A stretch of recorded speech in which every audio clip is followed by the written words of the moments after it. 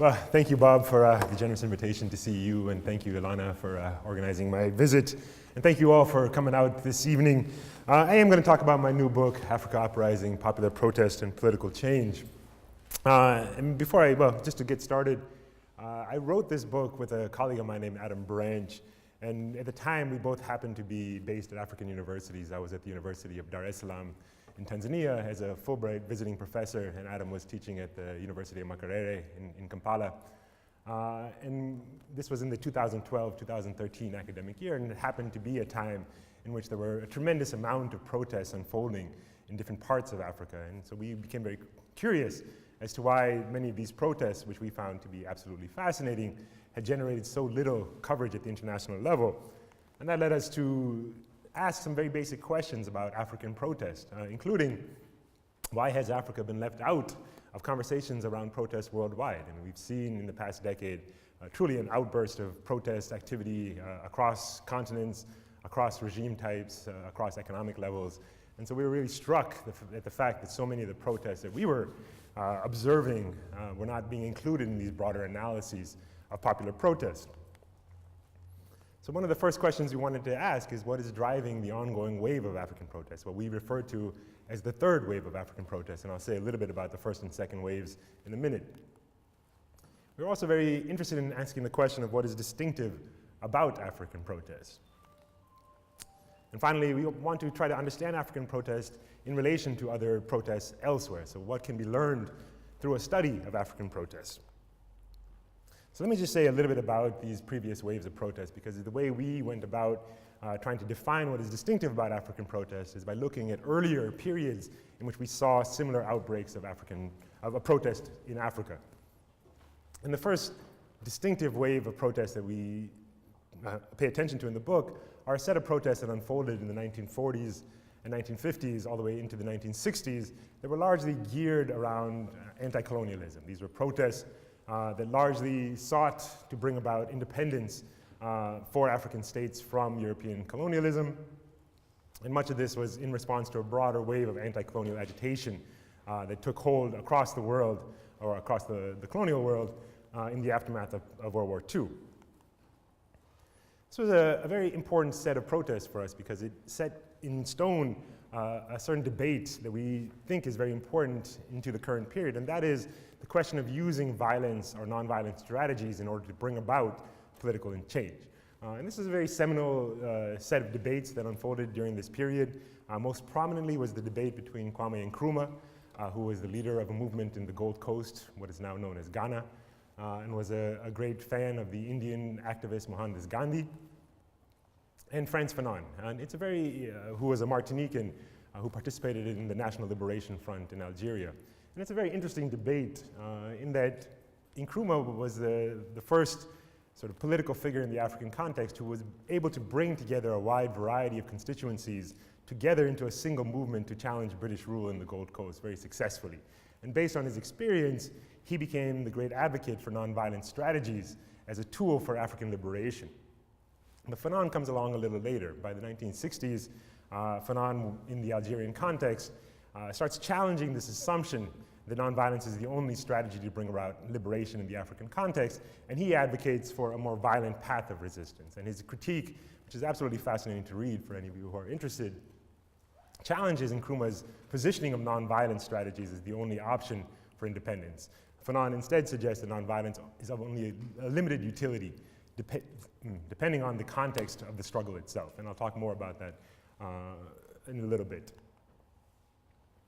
What was interesting about this first wave of African protests, and it was successful in many cases, not only in Ghana, but in a number of other African countries that adopted Nkrumah's strategy to bring about independence, is that even as these strategies were successful in bringing independence, they largely failed to bring about the types of transformation that most of the participants were seeking.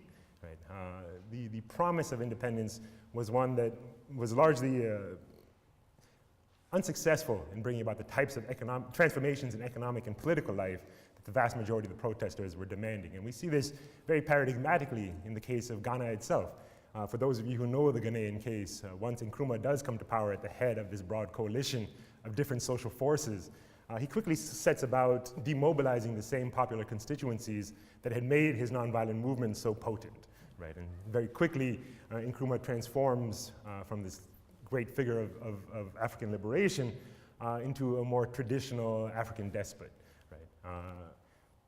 What we refer to here as militarized nationalism. And this was a pattern that we see across the continent that follows the first wave of African protests. It's so much so that if you look at the period from, say, the 1960s to the 1990s, the vast majority of African countries, even as they increasingly move from colonial to independence, from colonial rule to independence, they by and large adopt more autocratic governing strategies. And so we see in this period until the 1990s, only about 3 African countries would be considered democratic by any standards, out of a total of close to 55, I guess earlier about 53 during this period. This brings us to the second wave of African protests, what we refer to as the anti-structural adjustment protests.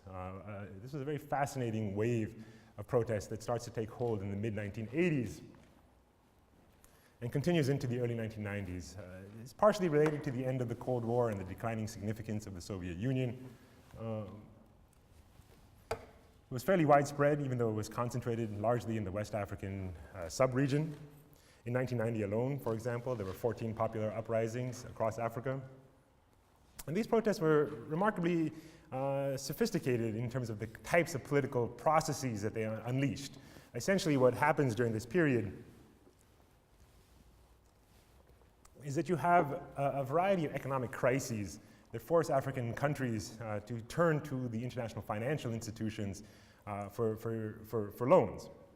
And as a result of this need to borrow money at the international level, they are forced into a variety of austerity measures, what are referred to as structural adjustment programs, that trigger widespread outrage amongst popular constituencies in the African context against the governments that are being tasked with implementing these structural adjustment programs.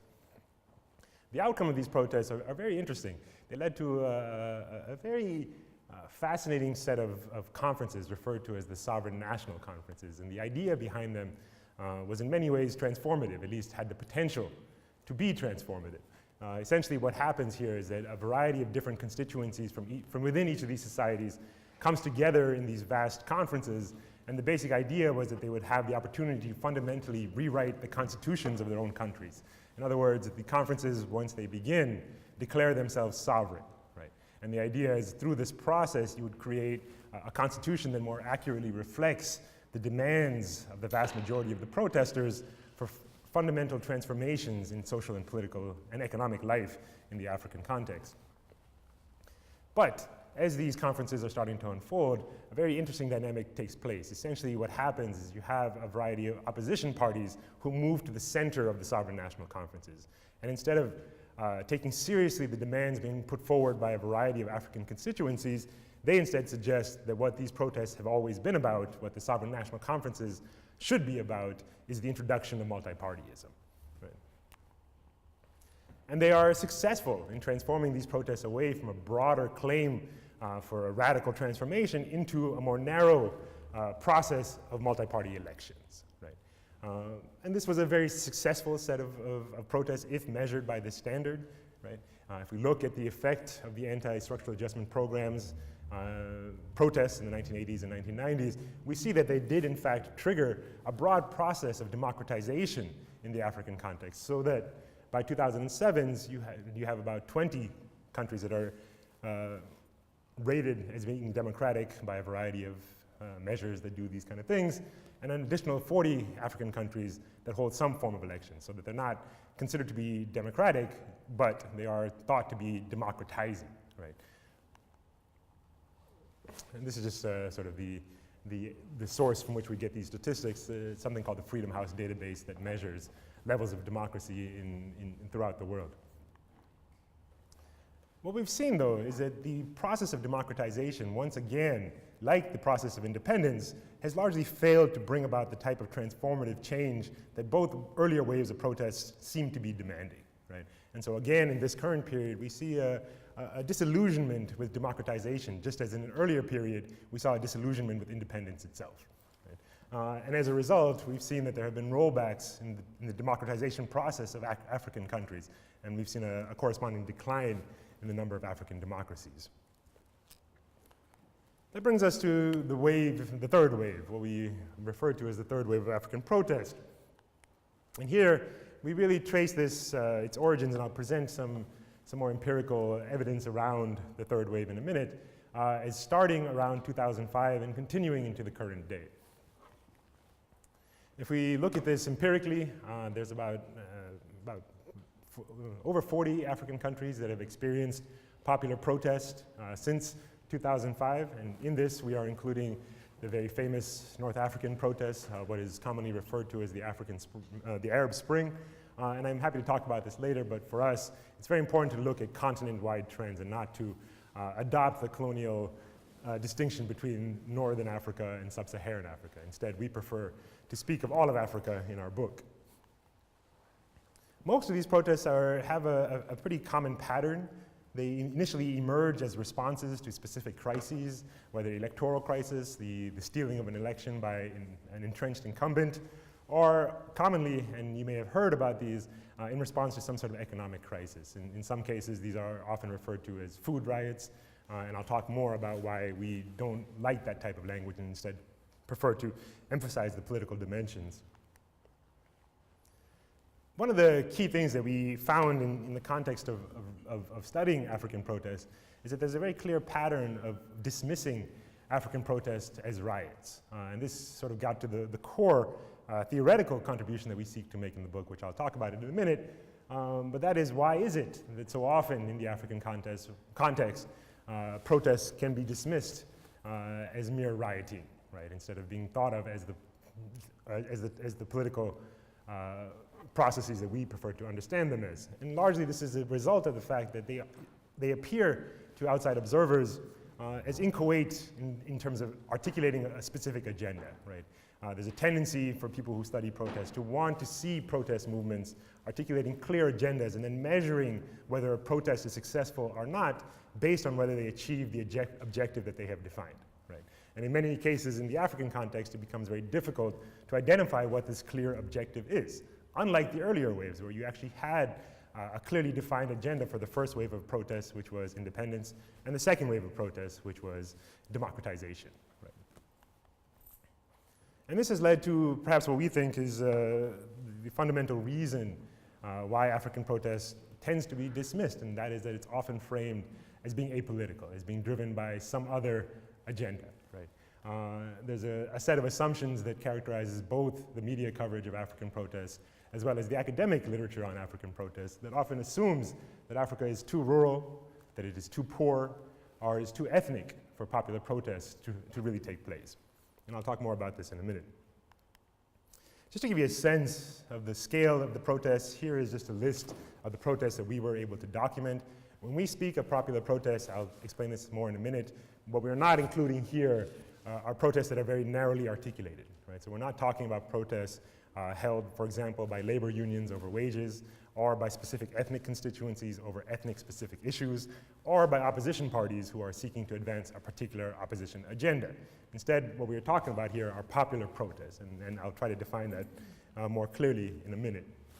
But these are the ones that we were able to document in the book.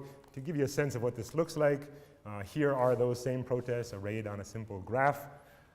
What you can see very clearly is that there has been a wave of protests spreading across the African continent. Let me just point out one thing in particular.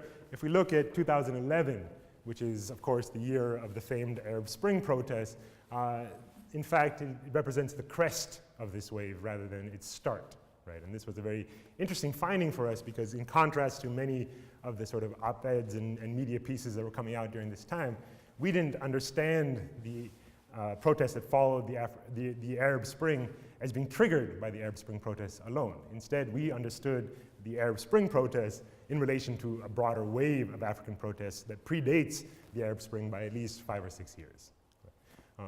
And the other thing I would want to point out about this is that if you look at the figures for 2014, in fact, we actually get to closer to 14 by the end of the year. The numbers here represent just the data we collected through September of last year.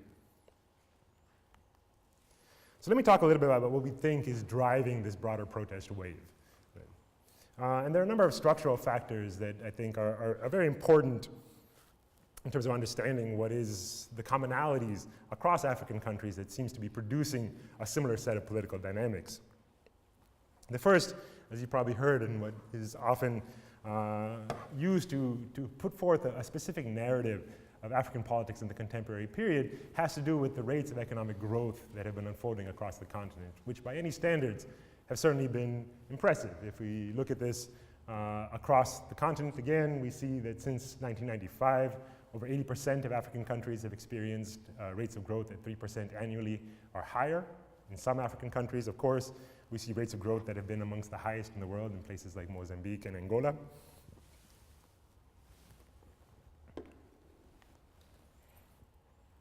Of course, a big part of this is driven by the rise of Asian countries and their interest in purchasing African commodities, which has produced a massive boom for African states as they try to benefit from Asian investment across the continent.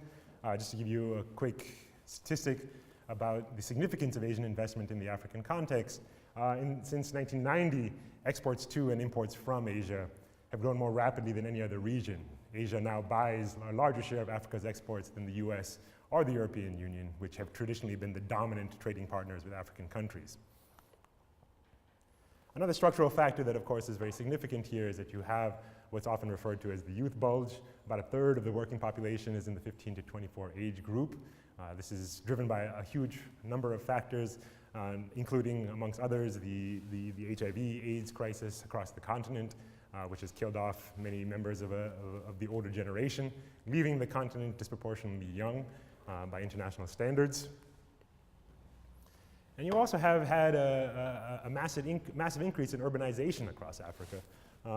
Urbanization in Africa is the fastest in the world. Currently, about 60% of the continent is still rural, but dropping at a tremendous pace. Just to give you a relative sense of how fast or how large this percentage is, Africa as a whole is already more urban than a place like India, which actually has a lower rate of urbanization in the contemporary period, even though people tend to pay more attention to urban politics in the Indian context than they do urban politics in the African context. All of these things together has led to a very interesting set of economic forces that we think are central to understanding the current protest wave. In particular, if we look at sort of the conventional understanding of what the relationship is between economic growth and poverty reduction, there's a strong assumption that the best way to bring about poverty reduction is to increase levels of growth, right? Some economists have suggested, for example, that a 1% increase in the rate of growth actually leads to a 1% decrease in poverty, and we've just not seen that happening in the African context, right? And a large part of that has to do with the nature of foreign direct investment flows into the continent. The actual mechanism that economists suggest takes place when foreign direct investment comes into a country is that initiates a process of industrialization, right? That as more foreign direct investment takes hold, countries industrialize at a quicker pace, and that creates employment for more and more people within the formal economic sector. Instead, what we've seen in Africa, and this is pretty striking, but these are numbers that I take from very conventional economic sources, is that you've had a process of deindustrialization, that in fact, since the 1980s, we've seen a decline in manufacturing. So alongside this huge increase in growth rates, you've had a decrease in the number of jobs in the formal sector, right? And this explains why we've seen in Africa what has actually puzzled a number of the international financial institutions themselves, right? To give you an example, the World Bank has a report in which they point to the fact that Nigeria has experienced tremendous rates of growth over the past decade, but alongside that, there's almost been a 0% decrease in the overall levels of poverty in that country. So even as Nigeria has become the wealthiest country in Africa, or the largest economy in Africa, more accurately, we've not seen that wealth being spread very widely amongst its massively growing population. So let me say a little bit about the dilemmas of popular organizing, which I think is very central to our sort of theoretical approach in the book. There are three that we want to highlight here, and I'll just introduce them now, and I'll say a bit more about each of these. The first is the tensions between African urban and African rural life. Obviously, these are co-constituted, and I'll speak more about how that process unfolds in a minute. The second is the distinction between what we refer to as civil society versus what we are calling political society. And I'll say a lot more about what we mean by this idea of political society in a minute. But let me just say that we're not using this in the Gramscian sense, right? Some of you may be familiar with the term political society, but we instead are borrowing the conception introduced by the Indian theorist Partha Chatterjee, who has a very specific meaning for both civil society and political society that we borrow for this book. And the third, as I mentioned earlier, is this lingering tension between armed struggle and unarmed protest, right? And the reason we use this language of armed struggle versus unarmed protest is simply because we want to acknowledge that protests need not be nonviolent, right? In many of the cases that we're interested in, simply the presence of violence itself is not enough of a reason for us to dismiss it. What is important for us is the fact that in most of these protests, the protesters themselves are unarmed, even if the protests do turn to violence. So let me say a little bit more about each of these to provide a bit more context of the theoretical framework we try to develop in the book. The first is this urban versus rural divide. And for those of you who are familiar with African history, you would know that during the colonial period, there was a fundamental difference between how colonial governments tried to rule rural areas in the African context and how they tried to rule urban spaces. Most African urban spaces are colonial spaces. There are certainly exceptions to this, but by and large, the most familiar African cities that you've heard of, places like Accra, places like Nairobi, are colonial projects, right? And this led colonial governments to adopt different modalities of rule in the urban spaces. The essential goal of urban governance in the colonial context was to create what was referred to by colonial authorities as a proper working class, right? The idea was that you create these sort of model cities in which you allow some number of Africans to enter and participate in urban life, but only if they could be slotted into what was referred to as a proper working class, right? And this introduces a very central dilemma for colonial governments, in that many of the Africans who are coming in are not willing to follow the logic of colonial rule itself. And there emerges a specter, what was referred to at the time as the detribalized native, right? These were individuals from the rural areas who are coming into colonial cities, but are unwilling or unable to be absorbed by the formal labor market, right? And one of the key dilemmas that we were able to trace in the book is how colonial governments deal with this population of the detribalized natives. In other words, that the colonial cities are constituted by multi-ethnic populations that are no longer thought capable of being managed through ethnic strategies, right? And this is very important because the difference between colonial and rural life, urban and rural life in the colonial period, is that the rural areas were very much managed through a variety of ethnic strategies. When we think about African politics in particular, we often use the language of tribalism, and this has a very particular history in that in much of rural Africa, the modalities of rule were based on various principles of indirect rule, the adoption of strategies to co-opt rural chiefs or create rural chiefs through which you could manage rural life, right? Essentially, the regime of rights that are established in the rural areas are predicated in membership within an ethnic community, and that's very different than the urban spaces, which are constituted on a multi-ethnic basis. And this simply just is tied to different economic interests that are related to the character of urban versus rural economies in the African context, differences that I will try to discuss that continue into the current period.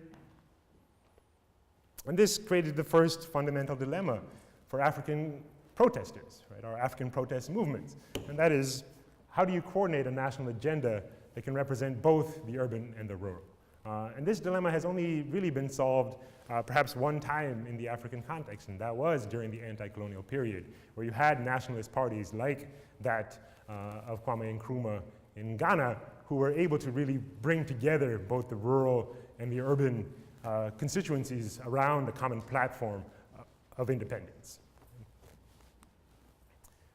This is also a key sort of intellectual point for us, because my colleague Adam and I are both scholars of African violence, right? And initially, this is a cover of my first book. which was primarily based on research I conducted in Eastern Congo and Southern Sudan. And I think the tendency that both my colleague and I had was to sort of silo off rural spaces of violence from a broader consideration of national politics, a problem that we wanted to remedy in this book by taking seriously not only rural violence, but also urban protest, right? And to try to put these two things into conversation with each other. The second dilemma is the dilemma between what we term civil society versus political society. And here, most of you probably have some definition of civil society that you adhere to. Some have very inclusive understandings of what civil society constitutes. Others have more narrow definitions of what civil society is. We follow Chatterjee in defining civil society very narrowly. And what we're speaking of here are the formal institutionalized spaces in African urban contexts that are not a part of the market and not a part of the state, right?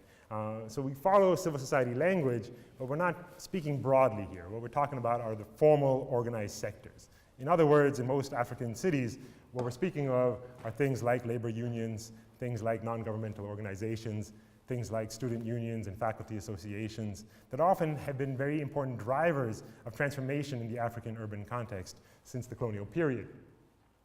Another way to think about how we are understanding civil society is that it is constituted by those members of African cities who participate in the formal economy, right? Or at least have the potential to participate in the formal economy through their education or other advantages they may have. What is distinctive about African civil society is that its members are often engaged in a process of political transformation through legal channels, right? That they understand their political relationship to the state through an established set of rules and laws. In other words, that they believe that their fundamental project is to increase the set of rights available to African populations. And this is predicated on the reality that African civil society has always been constituted by a relatively privileged group vis-a-vis political society, which I'll talk about in a minute. Civil society civil society in terms of how we understand it here is very central to the current narrative of Africa Rising, right? Which often posits that political changes across the continent in the current period are being driven by this African middle class, right? And that they have an essentially democratizing effect or democratizing impact on African regimes, right? So that they are commonly celebrated in a variety of different places that suggests that there's a clear correspondence between economic growth, which is supposedly producing more members of this middle class, and that as they create more and more middle class positions, that these same people will now lead to a liberalizing of politics itself. And this is a narrative that we wanted to take on very directly in our book, because as we studied the various protests unfolding across the continent, what we consistently found is that, in fact, it was not the middle class that was at the center of these broad uprisings, right? Instead, what we suggest is that these, in many cases, are political society protests, right? And what we mean by political society are the sort of urban poor, the migrants who've come into African cities from rural areas. Right? Essentially, what we are talking about are a set of people who are unable, which African economies are unable to incorporate into the formal labor sector. Right? Instead, they are participating in the illicit or the informal economy. Right? Their politics are not defined by access to a legal regime or to the rule of law. Right? Instead, their politics are defined by extra legality. Right? And just as during the colonial period, the so-called detribalized native, which for us are the ancestors of today's political society, they've always been understood as a fundamental threat to order. And as such, the primary response to them has been to deal with them through various coercive strategies. Right? To give you a sort of way to understand this in a more tangible way, imagine the difference between, say, a member of the African middle class who lives in a legal housing, who participates in the formal economy, and that of somebody who lives in an African slum or an African shantytown. What is their relationship to the state, and how is that contingent on the actual living conditions that they face, right?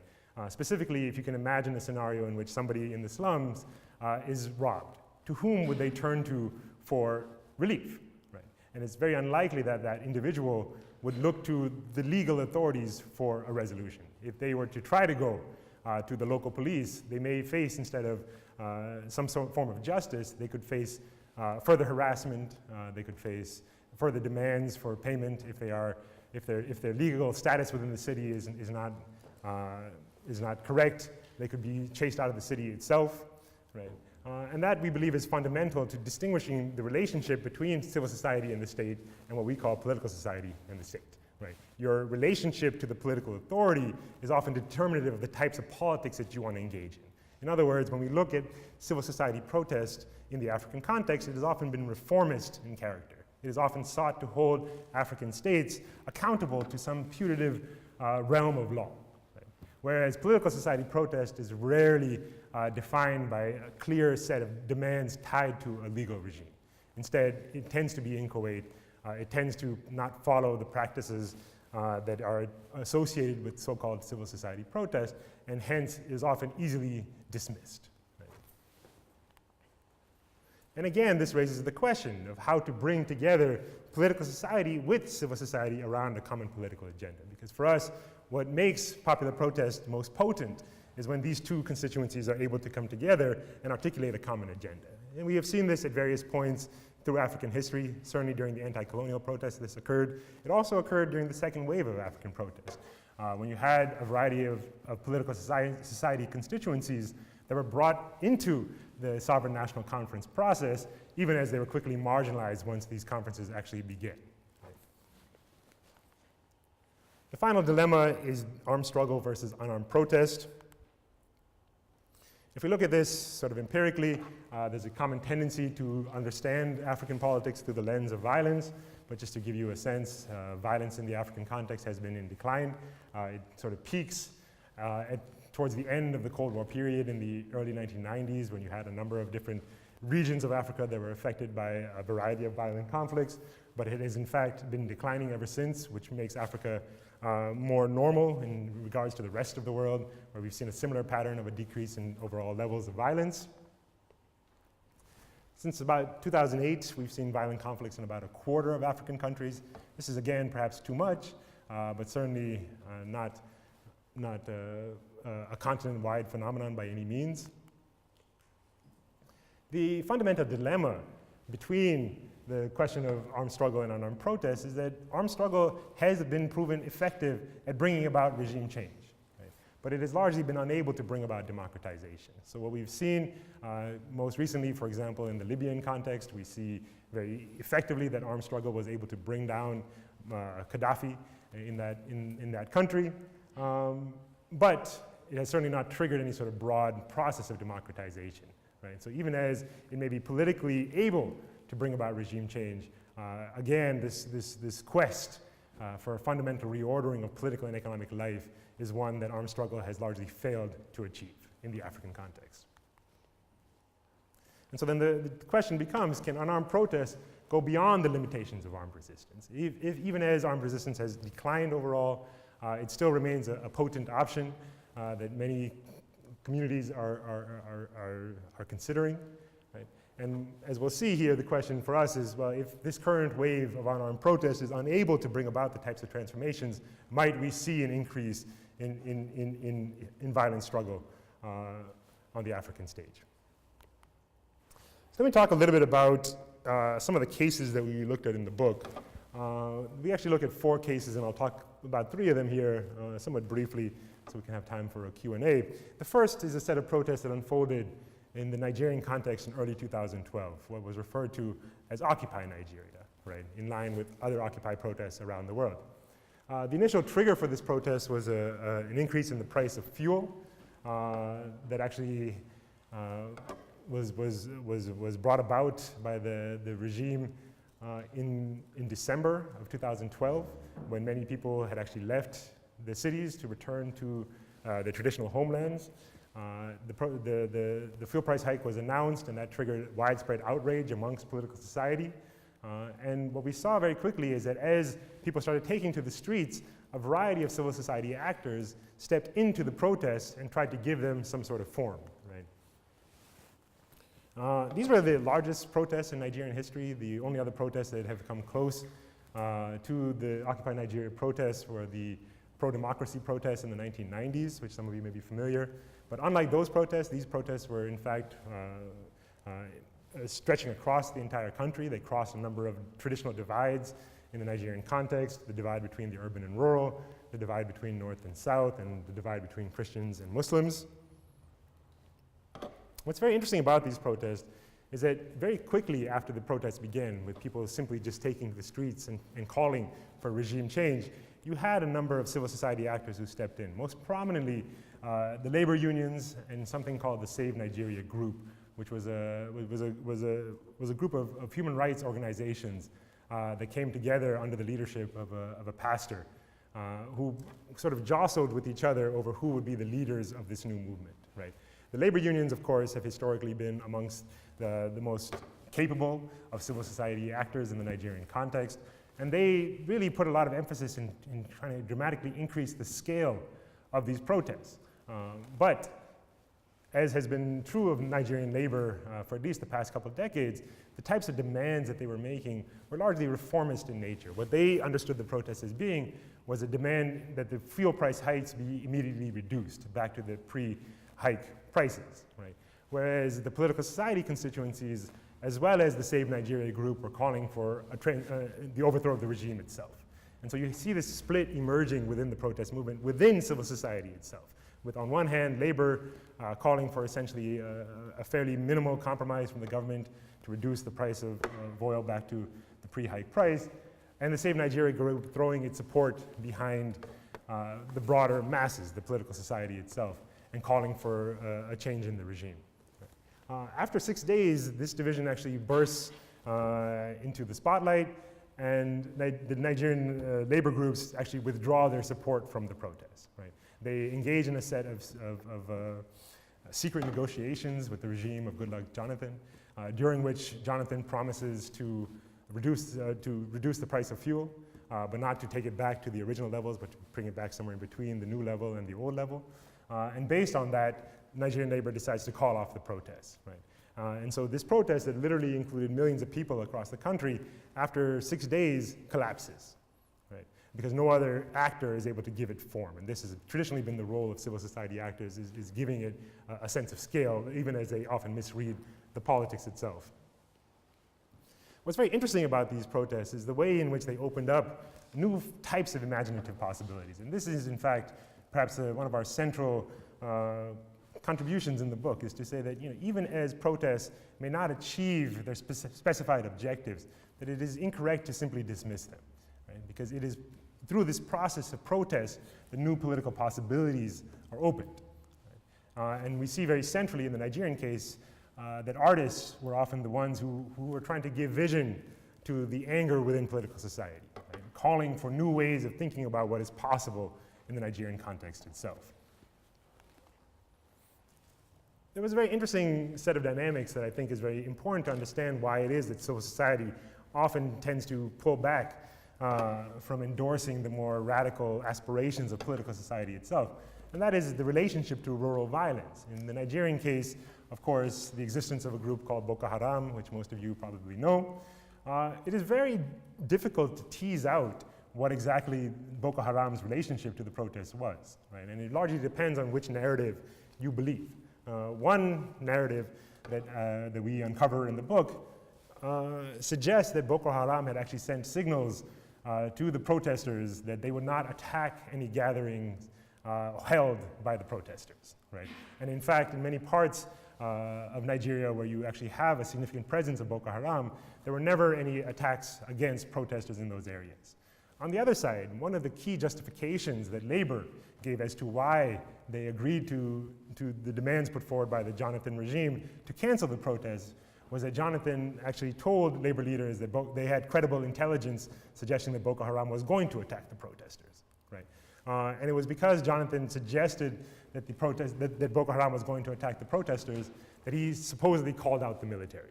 Right. So there was an entire narrative created to justify the presence of Nigerian military troops on the streets to patrol the protests that had nothing to do with the protests themselves. Right. It was based on this assumption that the protesters were about to be attacked by Boko Haram and hence needed the protection of the Nigerian military rather than understanding it as a force of repression, which is how political society understood it instead. Just to give you a sense of the dynamics of the Occupy Nigeria protest, a very fascinating set of protests. Here was the symbol that was adopted by the movement early on. Here is, for example, some of the artists who were involved with the protests and the ways in which they were participating. They're very interesting. There were live music performances that accompanied the protests, including by some of Nigeria's most famous artists. The president himself used that as a way to dismiss the political significance of the protests, suggesting instead that they were just a large street party and that they should not be taken seriously politically, right? Here's just an image of some of the political society protesters who were active. And here is the Nigerian Labor Congress, which was one of the key labor groups that were participating in the protests. It's hard to get a real sense of the scale of these protests, but they were massive. Here's just one image that I found that gives you a sense of the Central Park in Lagos that was taken over by the protesters and dubbed Freedom Park in relation to their demands. Let me talk about the protests that have been unfolding in the Sudanese context, because they're a very useful way to discern the difference between political society protest and civil society protest, since in contrast to the Nigerian case, the two forces, political society and civil society, were never able to come together in the Sudanese context. In contrast to how Sudan is often understood, in fact, the country has a very strong revolutionary history. Right? There have been two other instances in Sudanese history in which popular protest, has been successful in overthrowing military regimes. The first is something called the October Revolution of 1964. These were a series of massive protests that brought together a variety of different constituencies and was actually successful in overthrowing the military regime. Somewhat impressively, I would suggest, well, let me just say that this was the first time in African history that a popular protest overthrew a military regime. So it's certainly a significant protest even in contemporary Sudan, where they just celebrated the 50th anniversary of the October Revolution.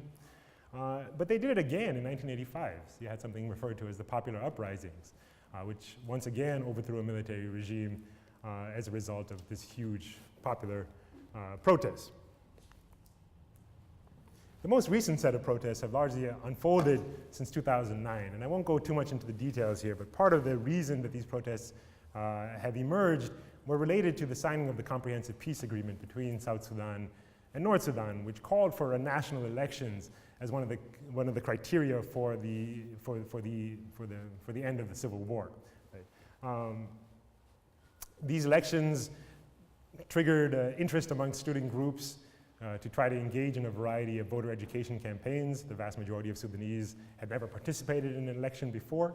And so student groups, inspired by the existence of the SPLA, which was the Southern Armed Group who was negotiating independence from the Sudanese state during this period, sought to engage in a variety of voter education campaigns. They were really minor types of campaigns that they wanted to engage in, but of course the Sudanese state, paranoid as it is, sought to crack down on student activism, even though they were just trying to distribute cards with information about how to vote.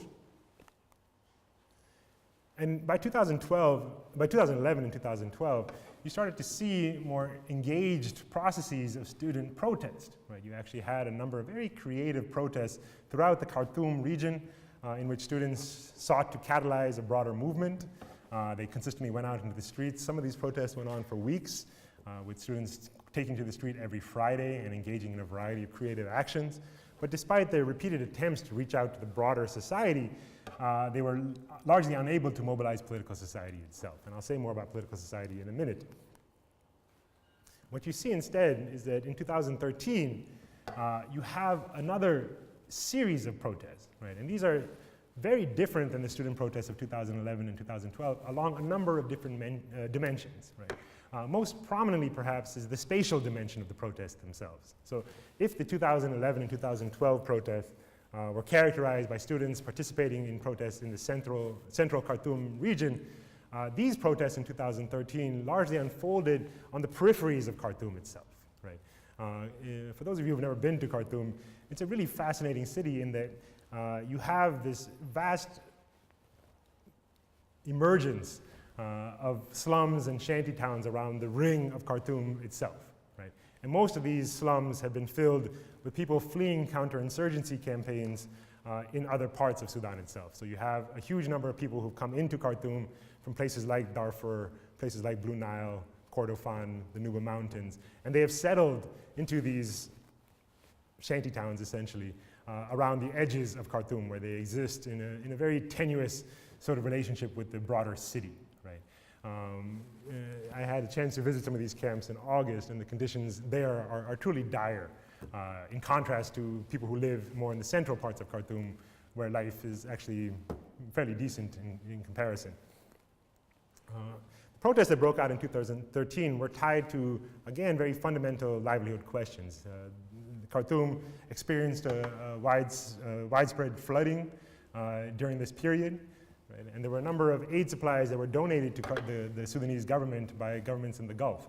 And very quickly, most of these aid supplies, things like tents to provide temporary housing to victims of the floods, were quickly found for sale in marketplaces around Khartoum, meaning that the regime was actually stealing relief supplies given to them to provide for people in these regions. And this triggered a very broad sense of outrage, and very quickly you had a number of protests that were popping up all over the city, right? Rather than being centered in the middle of Khartoum, they were taking place in these peripheral zones around the city of Khartoum itself.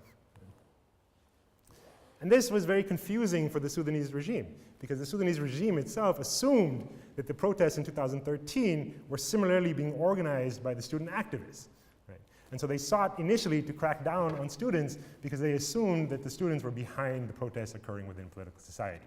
They arrested a number of student leaders.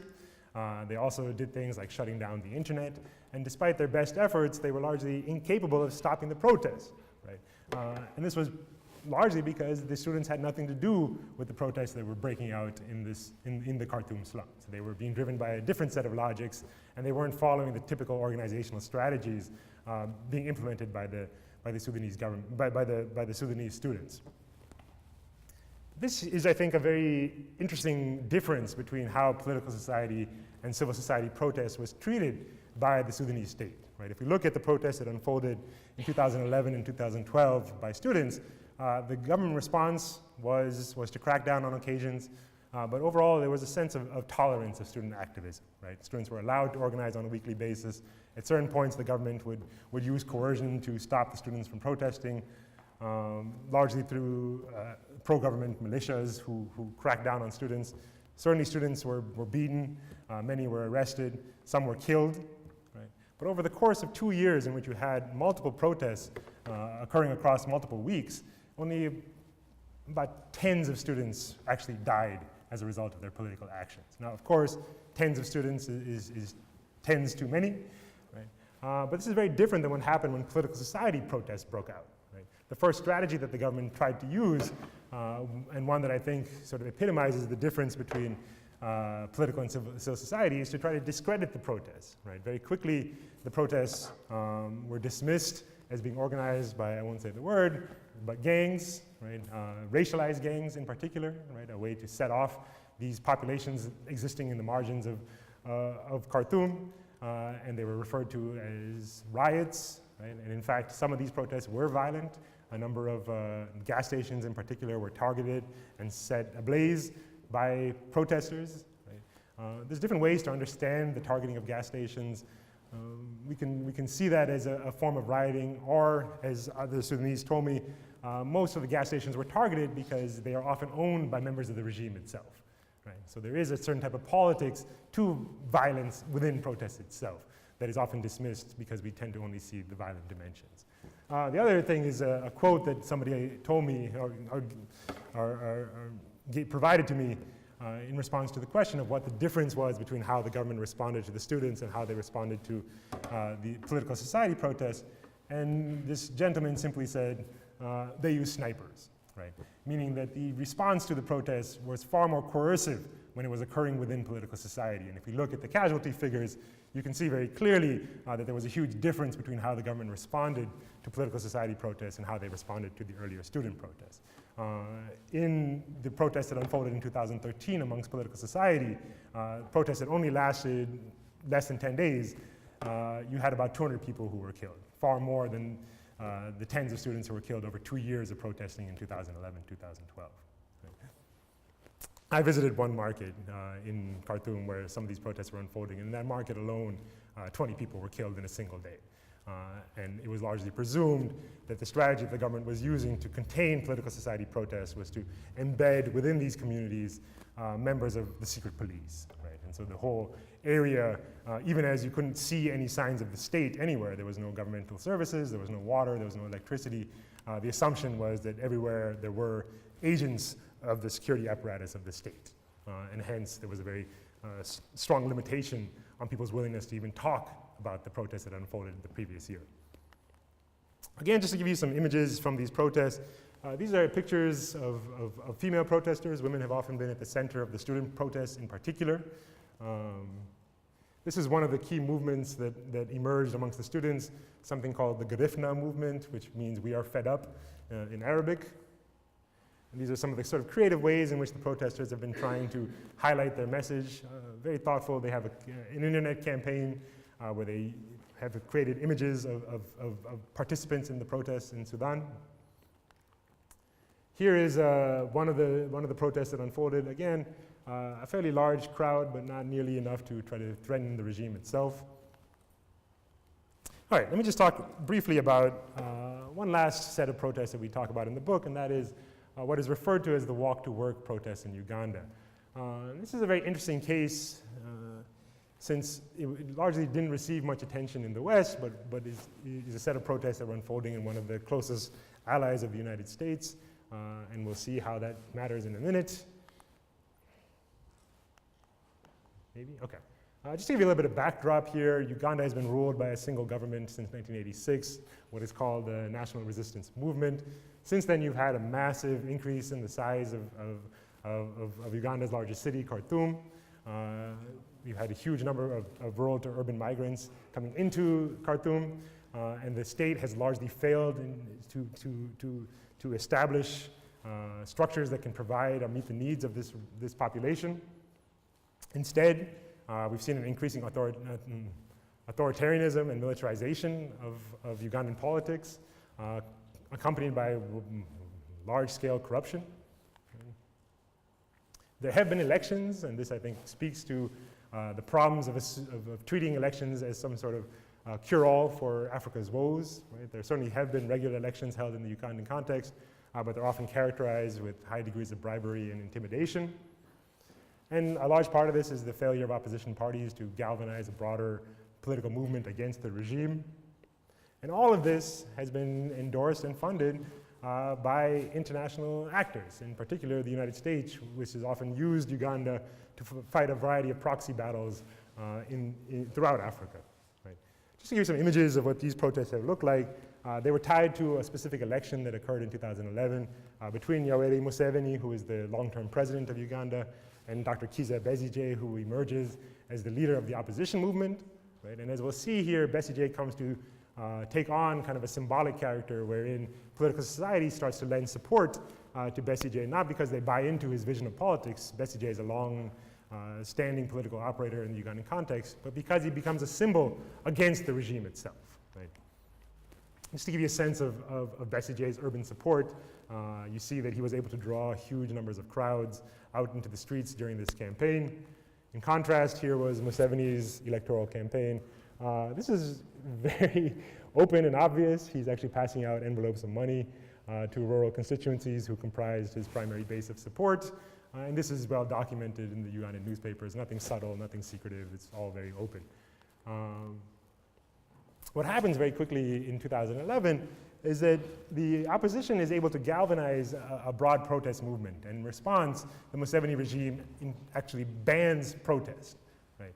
And so what Besigye does, and what some of the organizers around him do, is to say, okay, well, fine, if we can't engage in sort of legitimate electoral activities, we are merely going to meet in the same location every day, and we're going to walk together to work. Right?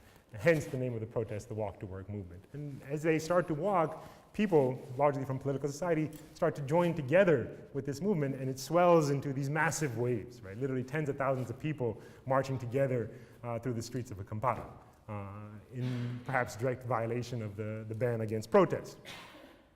And the response of the Ugandan government is highly predictable. They immediately sent out the military into the streets to break up the protests. As you notice, those are American-made Humvees that were used to subdue the protests, as well as American tear gas, American uniforms, so on and so forth.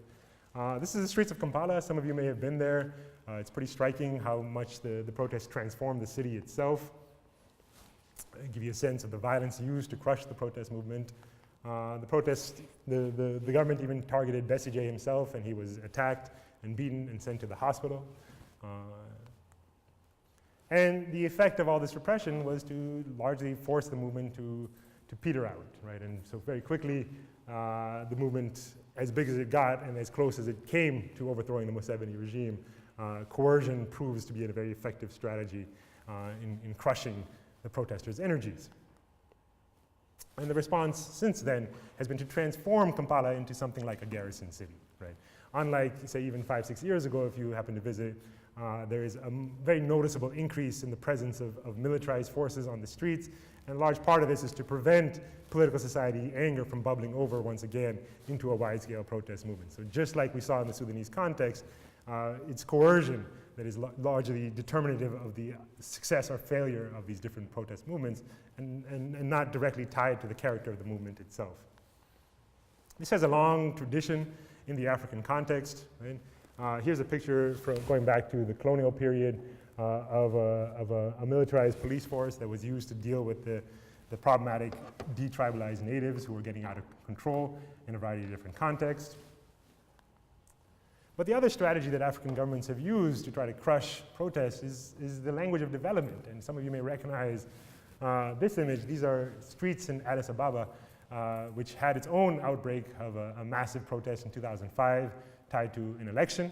And the response of the regime, largely funded by international aid, is to use various development strategies to transform Addis into a city that is unprotestable. Right. This is a strategy the Sudanese government has used as well, essentially cutting off public spaces in other areas where protesters might gather through the language of redevelopment. Right? And here, very aesthetically beautiful, but politically rather malicious. All right, let me just finish with a few kind of observations about the futures of protests in the African context. Our approach throughout this book has been to argue that protest shows urban Africans collectively engaged in project to transform their societies and states from within. So we are optimistic. We're positive about the emergence of this third wave, even as we are cognizant of its limitations. And fundamental to this is the question that I posed earlier about whether the internal dilemmas that characterize African protest can be overcome. So for us, it's not enough to celebrate the existence of African protests, but to try to understand what these protests are about and what they need to do if they are going to be able to achieve the objectives that they've been calling for all along. This also relates to the question of the external forces that are involved in African protest. Unfortunately, many of the regimes that have cracked down the most harshly on African protesters have been funded by international actors on all sides of the equation, right? So the Ugandan and Ethiopian governments have been supported very closely by the West, just as the Sudanese government has been supported very closely by the Chinese. And this obviously has a very important impact on the ability of protesters to challenge various regimes across Africa.